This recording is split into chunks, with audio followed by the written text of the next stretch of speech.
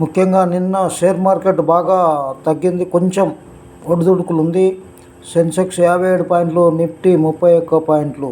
ముఖ్యంగా డిసెంబర్ మాసంలో up trend వెళ్ళే అవకాశాలు ఉన్నప్పటికీ కొద్దిగా 5 రోజుల లాభాలకు విరామం లభించింది.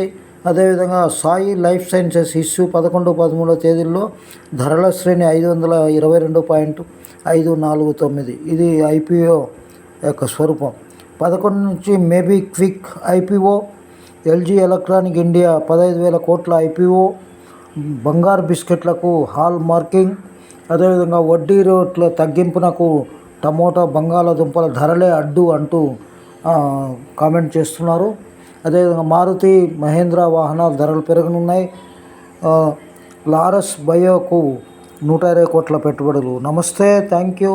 నెక్స్ట్ వీక్ కూడా అప్ ట్రెండ్ వెళ్ళే అవకాశాలే ఎక్కువగా కనిపిస్తుంది. నమస్తే, థ్యాంక్ యూ.